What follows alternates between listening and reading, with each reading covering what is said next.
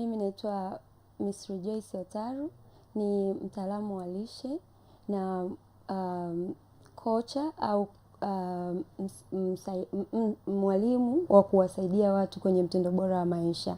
Lakini pia kama ulivyosema, mimi ni mwalimu wa masomo ya utalii na mwandishi pia wa kitabu hiki cha mwongozo wa kupungua uzito.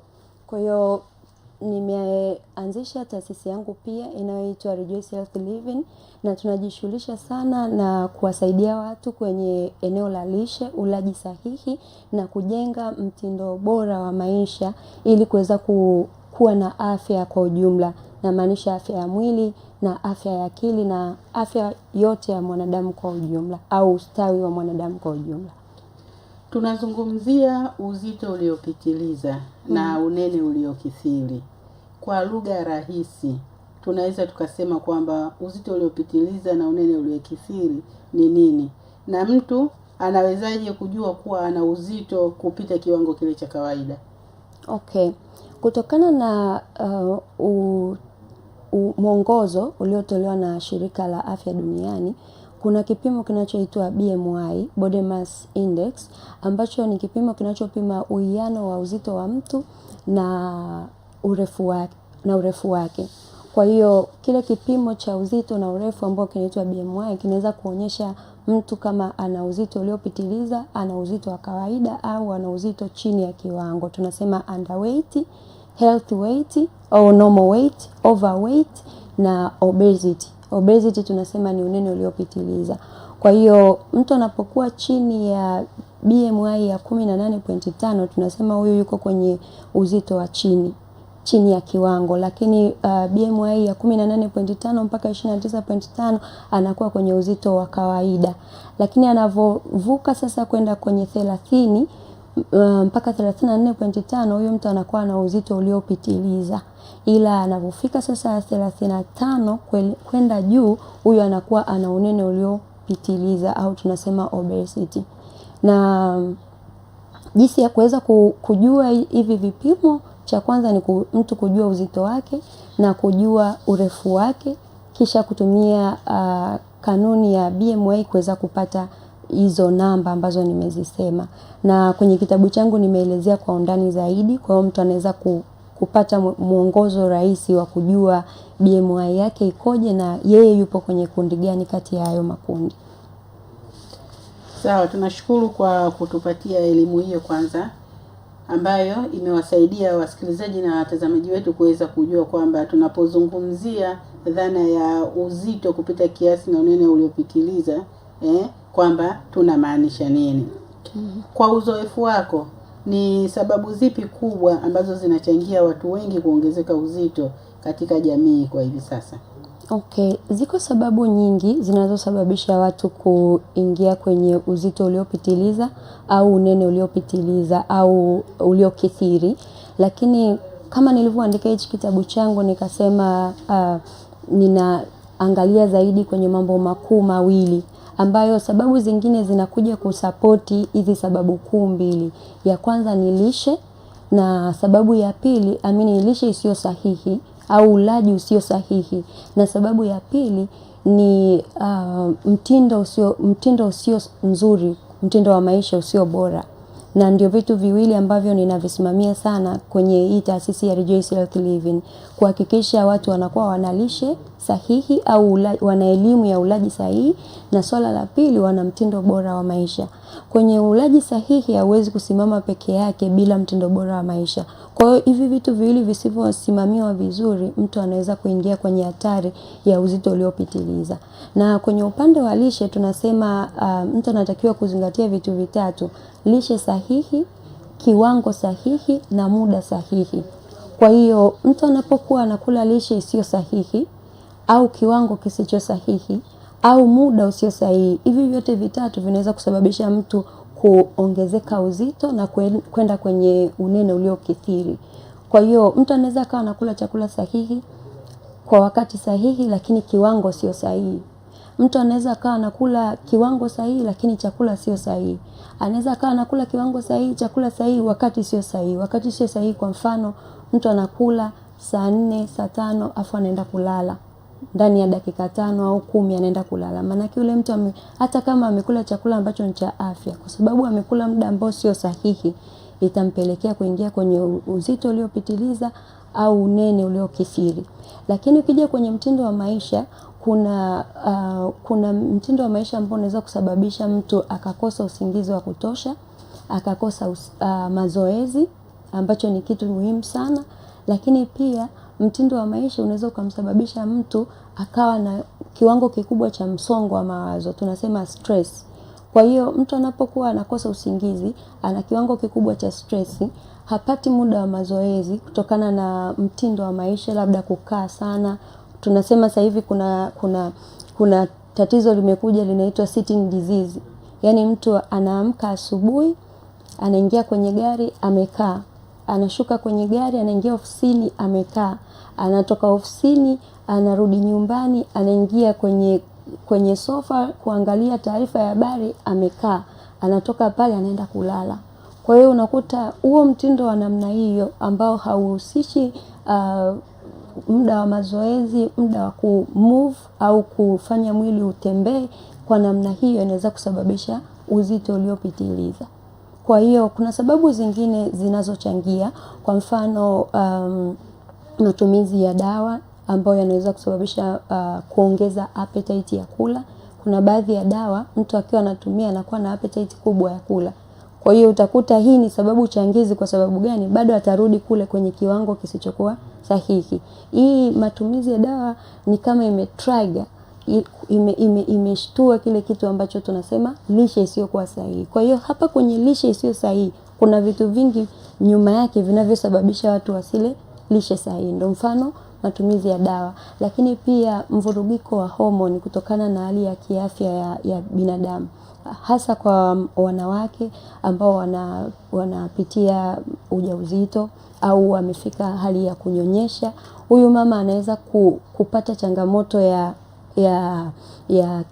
uzito uliopitiliza. Kwa nini? Kwa sababu kutokana na zile homoni zinazozalishwa mwilini kipindi kile cha ujauzito na malezi au kunyonyesha, zinaweza kusababisha kuongeza appetite ya kula. Unaweza kukuta mama anakula sana, lakini ni kutokana na vichocheo au zile homoni ambazo zimezalishwa kwenye mwili wake.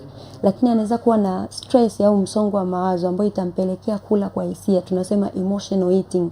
Hivyo vyote vitasababisha ale kiwango ambacho kinazidi kawaida. Lakini pia hali za kiafya kama hizo, kunyonyesha, malezi, inaweza kumpelekea mama kuwa na msongo mkubwa wa mawazo. Akiwa na msongo wa mawazo anakosa usingizi.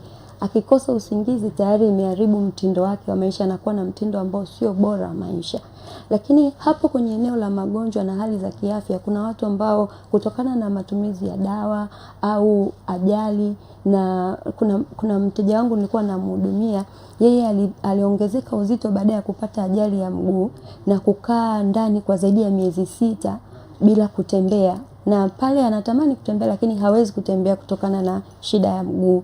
Lakini alikuwa na msongo wa mawazo, kwa sababu ujue mtu ambaye alikuwa anatembea anafanya kazi zake alafu amekaa ndani miezi 6, mwaka hajaweza kwenda kwenye kazi zake, kwa kawaida anakuwa na msongo mkubwa wa mawazo kama hatachukua hatua za haraka kama ushauri na kupata faraja kutoka kwa familia na marafiki. Anakuwa na msongo mkubwa wa mawazo.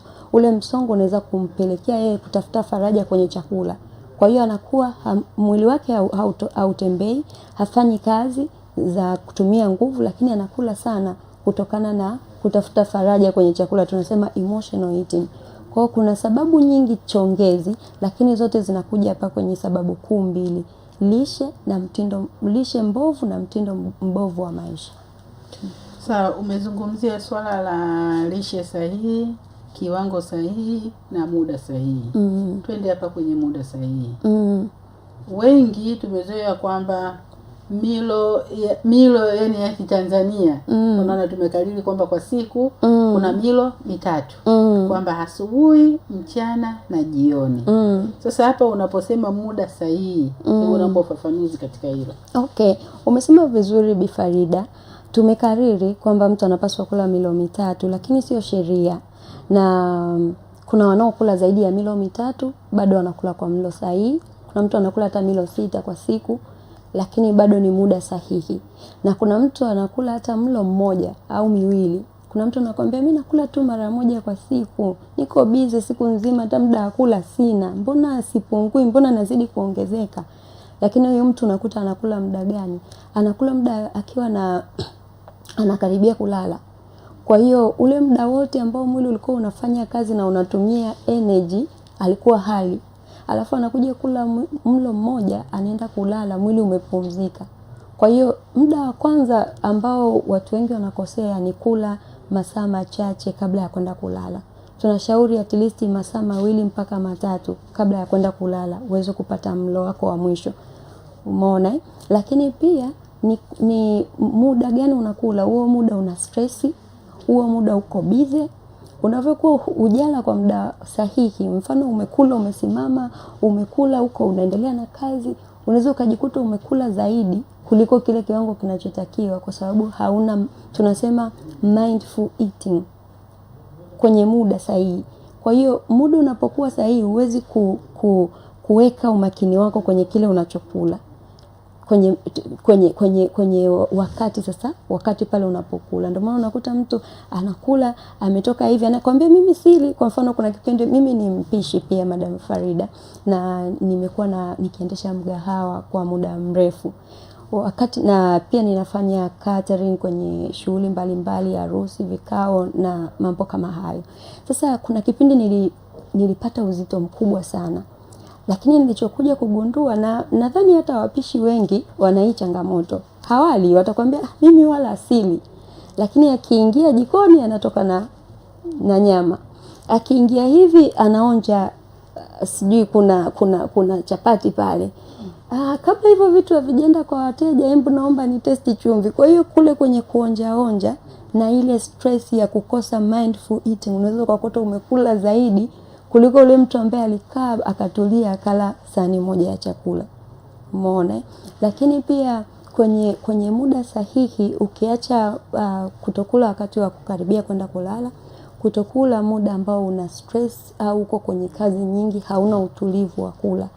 Hayo ndo maeneo makubwa mawili ambayo mtu anatakiwa kuzingatia. Lakini pia tuna kipindi ambacho mwili unakuwa kwenye kiwango kikubwa cha ufanyaji wa kazi, na kuna kipindi ambacho mwili unakuwa kwenye kiwango kidogo cha ufanyaji wa kazi. Sasa mtu asipoangalia ni muda gani, tunasema eating window, ambayo inaendana na mwili wake, ambapo ili uweze kujua sasa hiyo yote, tunakuja kwenye mtaalamu wa lishe, ndio anaweza kukushauri vitu kama hivyo. Ndio maana tunakuja hadi kwenye kitu kinaitwa intermittent fasting. Kuna wakati ambao mwili wako uko kwenye kuchoma mafuta kwa kiwango cha juu. Huo muda wewe hutakiwi kula, ili uruhusu mafuta yachomwe yale ambayo yamehifadhiwa kwenye mwili. Na kuna kipindi ambacho mwili wako umeseto sasa, yani kiwango cha mafuta hakitumiki kwa kiasi kikubwa. Ule ndo muda ambao unapaswa kula, kufanya mazoezi. Kwa hiyo hivyo vyote mtu anaweza kuvifahamu pale anapokuwa na mtaalamu wa lishe, akamshauri kulingana na hali yake. Kwa hiyo kwenye hichi kitabu tumeelezea kulingana na makundi tofauti, lakini bado haiondoi umuhimu wa kuwa na mtaalamu wa lishe kukusimamia wewe peke yako wakati wa kupungua uzito. Nikukumbushe tu msikilizaji na mtazamaji wa SUA Media, mada ambayo tunazungumzia muda huu ni uzito uliopitiliza na unene uliokithiri. Tunaangalia sababu, athari zake kiafya, pamoja na njia salama za kudhibiti hali hiyo. Studio niko na mtaalamu wa lishe na mtindo bora wa maisha, Mwalimu Rejoice Otaru, na mimi mtangazaji wako ni Farida Mkongwe. Tunaendelea na kipindi chetu. Kwa mtazamo wa kitaalamu, ni aina gani ya vyakula vinavyochangia zaidi ongezeko la uzito na sababu zake ni zipi? Asante Bi Farida, kama nilivyosema mwanzoni, kiwango cha chakula kina nafasi yake, aina ya chakula ina nafasi yake, na wakati wa kula chakula. Sasa hapa kwenye aina za vyakula, mimi naweza kusema vyakula ambavyo vina kiwango kikubwa cha energy, lakini kiwango kikubwa cha nguvu, energy tunasema nguvu au calories, lakini kina kiwango kidogo cha kamba au fiber ambayo inasaidia kushiba. Umeona? Vyakula vya aina hiyo vinasababisha sana mtu kula kiwango kikazidi sasa. Kwa hiyo aina ya chakula inapelekea kiwango gani cha chakula ule. Aina ya chakula unachokula inapelekea kiwango gani cha chakula ule. Kwa hiyo ni kila chakula ambacho kina kalori nyingi lakini kina kamba au tunasema fibers kiwango kidogo au hakuna kabisa, nitakula kingi zaidi, kwa hiyo kiwango kitaenda juu. Lakini nikiwa nakula chakula ambacho aina za vyakula ambavyo vina kamba za kutosha, na tunasema kwa Kiswahili tunasema wanga ambao haujakobolewa, na vyakula vingine protini na mboga za kutosha, ili inasaidia mwili kula kiasi kidogo kuliko mtu ambaye anakula vile vyakula ambavyo havina kamba, havina fibers nyingi. Vyakula gani sasa? Kwa mfano mtu anayekula vyakula vyenye sukari nyingi, vinywaji vyenye sukari nyingi, kwa mfano soda, keki, mandazi, chocolate, lakini pia vyakula ambavyo vimekobolewa, kwa mfano wanga mweupe, mchele mweupe, na ugali wa sembe. Hivyo vyote si vibaya, lakini havina kiwango cha kutosha cha fibers au kamba. Kwa hiyo vinaweza kumpelekea mtu kula kiasi kikubwa kuliko kinachohitajika. Lakini mtu anavyokula pia hivi vyakula vya kukaanga, vina kiwango kidogo na wakati mwingine havina kabisa. Kwa mfano unavyokula chips, hakuna fibers kabisa. Kwa hiyo unavyokula utakula nyingi sana ili mtu aweze kushiba. Au hata akishiba atashiba kwa muda mchache na baadaye atahitaji kula tena. Lakini pia hivi vyakula vyenye sukari nyingi vinaamsha hormone inayoitwa insulin. Hii hormone ikiwa kubwa kwenye damu inasababisha mafuta yashindwe kuchakatwa au kuvunjwa mwilini. Kwa hiyo sukari inapoongezeka kwenye damu, insulin inaongezeka, mafuta yanakataa kuvunjwa. Ndio maana unakuta watu wanaokula vitu vya sukari sana watakuwa na mafuta mengi, hasa eneo la tumbo. Na kwenye kitabu changu nimeelezea pia uzito wa afya sio namba tu ya kilo, lakini pia na upana au mzunguko wa tumbo lako. Kwa sababu kwenye eneo la mzunguko wa tumbo unaweza kupima kuangalia ni kiwango gani cha mafuta ambacho kiko mwilini. Kwa hiyo unavyokula hivi vyakula ambavyo sio vyakula vya kukaanga, vyenye sukari nyingi, vyenye mafuta mengi, vinasababisha yale mafuta yanaenda kuhifadhiwa kwenye tumbo. Ndio maana kwa mwanaume anatakiwa anapopima mzunguko wa tumbo lake usiwe zaidi ya sentimita 94. Lakini mwanamke usiwe zaidi ya sentimita 80. Manake inavyopanda hapo kuna possibility kubwa kwamba huyu mtu amepata mafuta mengi kwenye eneo hili ambalo ni eneo sensitive. Tunasema kuna organ nyingi kwenye hili eneo. Ndio maana mtu anaweza baadaye kuja kupata matatizo makubwa zaidi kama pressure, matatizo ya moyo na changamoto zingine za kiafya. Mtu anayetaka kupunguza uzito sasa kwa njia iliyo salama, anatakiwa aanzie hatua gani au afanye nini? Okay, sawa. Napenda kurifaa kwenye kitabu hiki. Ukiona nimezingatia vitu viwili, kwa njia salama na ulaji sahihi, kupungua uzito. Manake mtu anaweza kupungua uzito lakini sio kwa njia salama. Mtu anaweza kupungua uzito lakini kwa ulaji usio sahihi. Kwa hiyo akipungua uzito kwa ulaji usio sahihi na njia zisizo salama, atapata matokeo ambayo yanaweza kuwa sio ya kudumu, au yanaweza yakawa ya kudumu lakini yakaja na madhara mengine. Kwa hiyo kwenye upande wa njia salama, kwanza tunasema ni kwenda kwenye lishe sahihi na mtindo sahihi wa maisha. Njia salama ambayo haikuingizi kwenye changamoto zingine. Kwa mfano, mtu ambaye anaenda kwenye restrictive diets. Kwa mfano, mtu anasema mimi nitakunywa tu juisi ya matango kwa mwezi mzima nipungue. Atafikia lengo la kupungua, lakini sio njia salama, kwa sababu wakati huo atakuwa anapoteza misuli, atakuwa anapoteza vitamini, anapoteza madini ya chuma na madini mengine muhimu kwenye mwili kwa sababu ya kula ile restrictive diet kwa muda mrefu. Kwa hiyo atafikia lengo la kupungua, ila afya yake itakuwa kwenye matatizo sana. Ndio maana kuna watu wanakuwa wamepungua, lakini ukimwangalia amekonda, yani anaonekana tena kama mgonjwa, kwa sababu amepungua kwa njia ambayo sio salama. Sawa, tumekuwa tukizungumza tu hapa kwamba kuna kitabu. Umeandaa kitabu hicho kinachoitwa Mwongozo wa kupunguza uzito.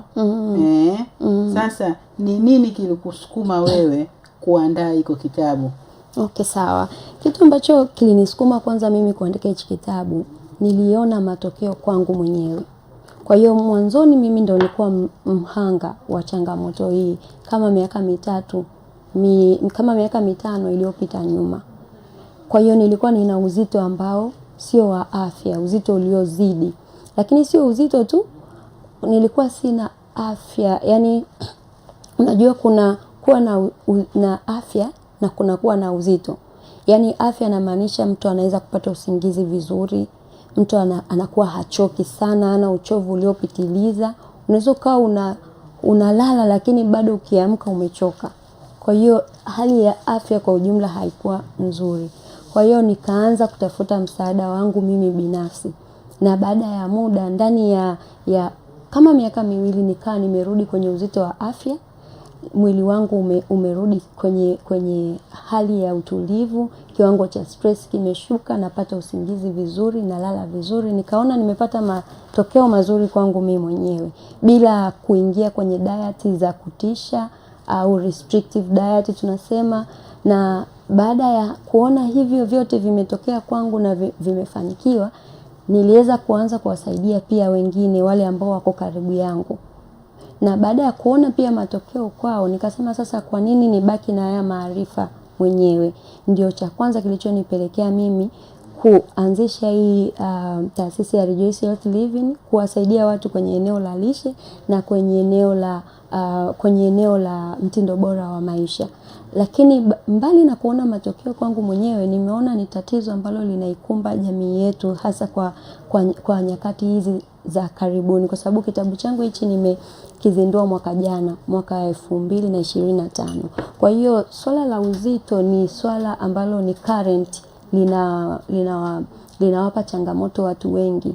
Hata ukiangalia ripoti za kiafya, inaonekana magonjwa yasiyoambukiza ambao uzito uliopitiliza ni mojawapo ya sababu kuu inayopelekea, yanasababisha vifo zaidi kuliko hata magonjwa ambayo yanaambukiza.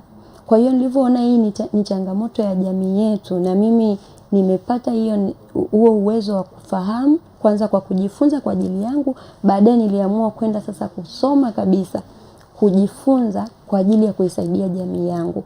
Katika level hii niliweza kupata wataalamu ambao walinisaidia sana. Hii elimu yangu nilipata nikiwa China.